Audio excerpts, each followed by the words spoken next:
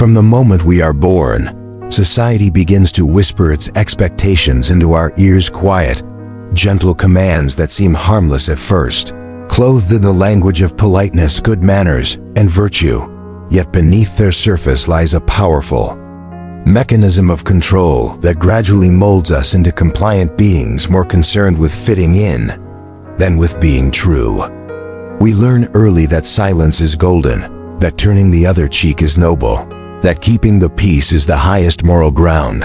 And while these teachings might preserve external harmony, they often come at the steep cost of inner truth, self-respect, and ultimately freedom. Friedrich Nietzsche, perhaps more than any other thinker, understood that this apparent peace we cling to so desperately is often a cleverly disguised prison, not enforced by external chains, but constructed from within by fear of confrontation, fear of rejection, fear of being misunderstood or disliked, and most dangerously, fear of being who we really are when that self threatens to disrupt the calm surface of collective expectation. For Nietzsche, conflict is not something to be avoided, but something to be embraced consciously, courageously, and with the full intensity of one's being, for only through conflict can we carve out our own space in a world that is constantly trying to define us in its own image. In his work on the genealogy of morals, Nietzsche introduces the concept of slave morality, a system of values born not from strength, creativity, or vitality, but from weakness, resentment, and the inability to act. When those who lacked power could not assert themselves through action, they instead inverted values, turning strength into vice and submission into virtue, until the very traits that once defined nobility and freedom were shamed and suppressed. In this world, passivity was not only accepted, but celebrated, and the will to avoid conflict was elevated to a kind of moral superiority. Nietzsche saw through this illusion with a piercing clarity. What we often mistake for goodness is, in fact, a quiet kind of fear, so ingrained that we call it maturity. To be free, truly and completely, Nietzsche argued, one must stop fearing conflict, not because conflict is pleasant or easy, but because it is necessary. Without the willingness to say no, to stand one's ground, to confront what threatens our integrity, we become mute participants in our own suppression. Each time we remain silent when we ought to speak, each time we turn away when we ought to stand up, we surrender a small piece of ourselves. Over time, those pieces add up until the self that remains is hollow, shaped more by avoidance than by truth. But Nietzsche does not stop at diagnosis.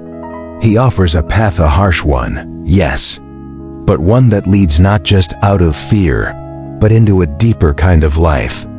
It begins with understanding that conflict is not the opposite of peace, but the forge through which authentic peace grounded in truth rather than appeasement is created. To be in conflict is to declare that your values, your voice, your being are worthy of space in a world that may not welcome them. And though the world may push back, Nietzsche would say this resistance is not a curse. It is the very condition of your freedom. The fear of conflict, then, is not just a psychological weakness but a spiritual crisis, a refusal to engage with life on its most essential terms. Because life, in Nietzsche's view, is struggle, not merely survival, but the constant, evolutionary pressure to overcome, to grow, to become more than what we were yesterday. The seed must break its shell, the cub must leave the den, the thinker must reject dogma, all acts of conflict that lead not to destruction, but to becoming. When we shy away from confrontation, we halt this process. We stagnate, and in our stagnation, we become bitter, resentful, and silently hostile to those who dare to live with courage.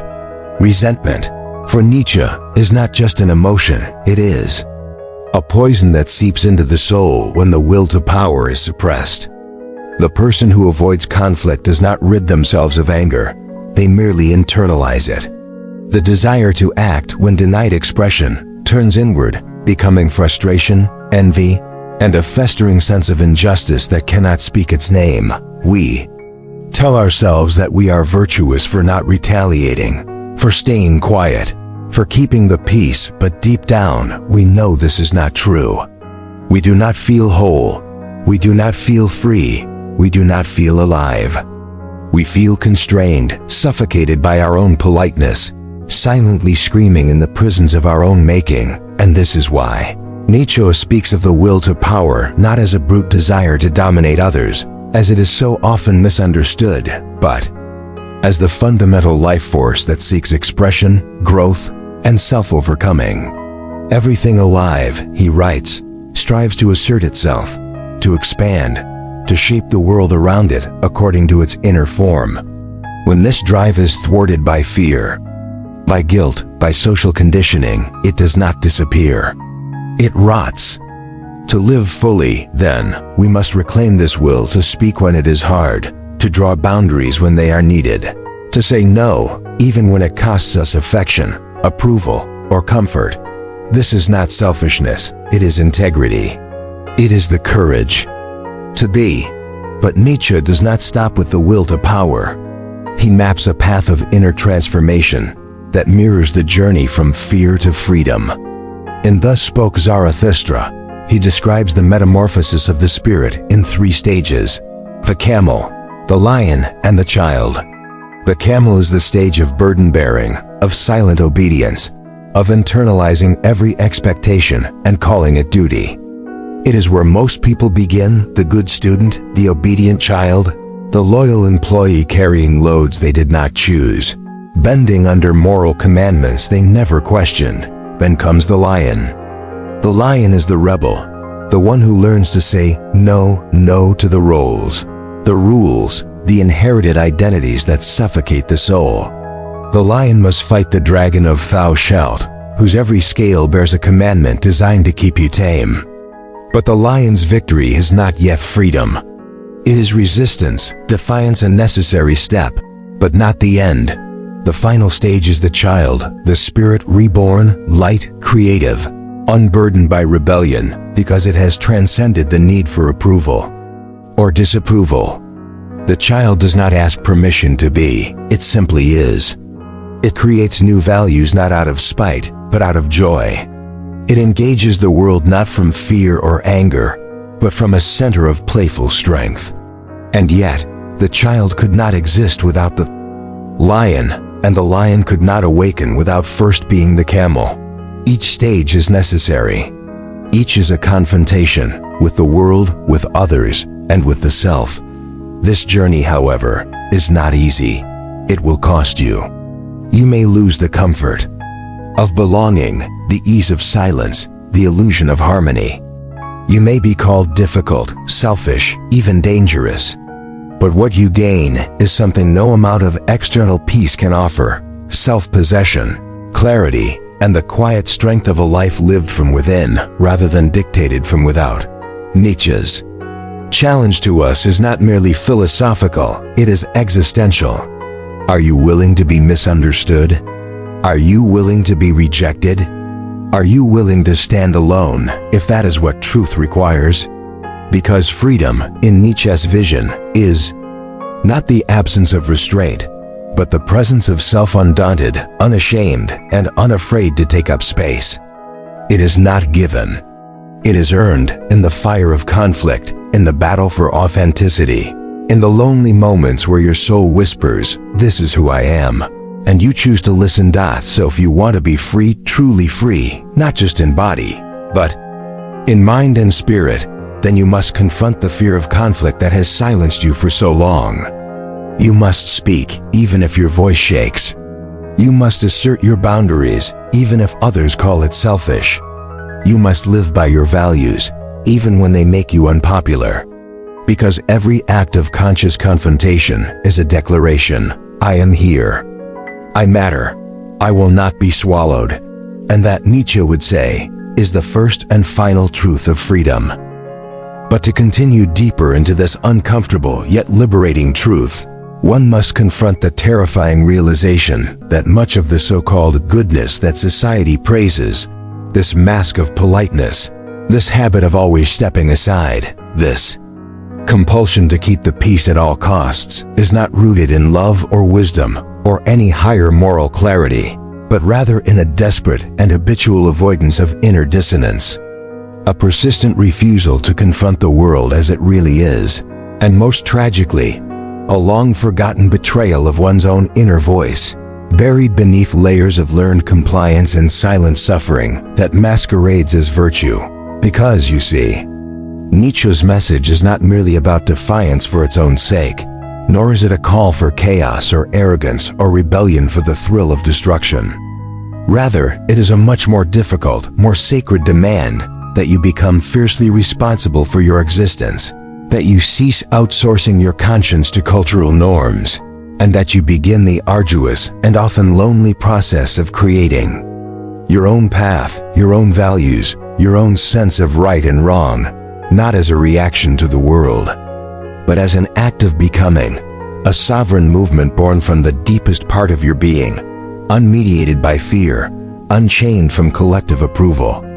And in that process, you will begin to understand that conflict, far from being an obstacle to peace, is often the very crucible through which your authentic self is forged.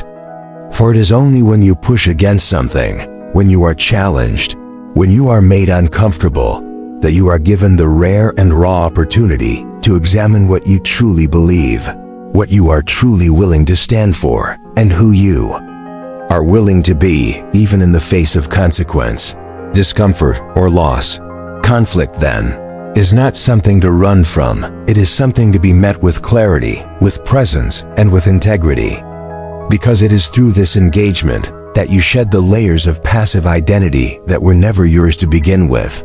And only then do you begin to catch glimpses of the person you might have become had you not been so busy pleasing everyone else, or disappearing into silence, or molding yourself into the image of what others deemed acceptable, respectable, or safe. And perhaps this is what Nietzsche meant in his harsh but luminous style when he called us not to comfort, but to transformation, not to imitation, but to creation, because he knew that the greatest tragedy is not to be rejected by the world, but to reject oneself silently, day after day, in exchange for belonging to a world that does not see you, that does not value your truth, that would rather you nod along and remain quiet than disrupt its fragile illusion of order and politeness. So, if you wish to live, not just to breathe, not just to function, but to truly live, you must be willing to endure the trembling of your voice when you first speak your truth, the loneliness of not being understood, the sting of disappointing those who wanted you to remain small and agreeable and predictable. For it is precisely in those moments of rupture, of discomfort, of standing on the edge of approval, that you begin to step into your power, to occupy the full space of your existence, and to live a life that is not borrowed or secondhand, but wholly your own. You will start to recognize the subtle tyranny of false peace, the kind of harmony that demands your silence, your subservience, your emotional self-erasure, and you will begin to choose a different kind of peace, a peace that is rooted not in avoidance, but in the steady, grounded presence of a person who knows their own limits, who does not need to be cool or loud to be strong, who can speak with both conviction and compassion, and who understands that true peace is not the absence of conflict, but the presence of truth, dignity, and mutual respect. And in this new way of being, you will also find that not all conflicts are destructive, that some disagreements are generative, that some confrontations, though painful, are sacred, because they clear the air, reveal what is real, and make space for relationships that are honest rather than hollow, alive rather than performative, rooted in mutual recognition rather than silent compromise. Nietzsche's brilliance lies in his ability to unmask the structures we take for granted, not to leave us in cynicism, but to compel us toward clarity, toward courage, toward the terrifying and exhilarating responsibility of becoming what we are meant to be, which paradoxically is not a fixed identity, but an ever-unfolding act of creation, an ongoing dialogue between the self and the world, a becoming that only continues as long as we are willing to question, to challenge, and to endure the solitude that comes with no longer playing roles, that were never written for us. And so, the next time you feel the pressure to remain silent, to avoid the difficult conversation, to suppress your frustration in the name of keeping things calm or being the bigger person, pause and ask yourself, who are you protecting, and what part of yourself are you sacrificing to do so? Because every silence has a cost, every concession has a consequence, and over time, the accumulation of unsaid truths and unclaimed boundaries becomes not peace, but paralysis. What Nietzsche offers us then is not a quick fix or a comforting philosophy, but a mirror one that shows us, often with brutal honesty, the ways in which we participate in our own diminishment, and also the incredible, terrifying freedom that awaits us when we choose to stop hiding, stop complying, stop living half-lives shaped by fear of disapproval or conflict, and instead choose the full, sometimes messy, sometimes painful, but always honest path of becoming ourselves in a world that would prefer we remain tame. This is not a path for everyone. Many will turn back, unable to bear the solitude or the struggle, but for those who dare to walk it, who dare to reclaim their voice, their values, and their place in the world. Nietzsche offers not only challenge, but hope. The hope that on the other side of fear is not destruction, but rebirth. Not chaos, but authenticity. Not emptiness, but a life that is finally fully your own. And if that is not freedom, then nothing is.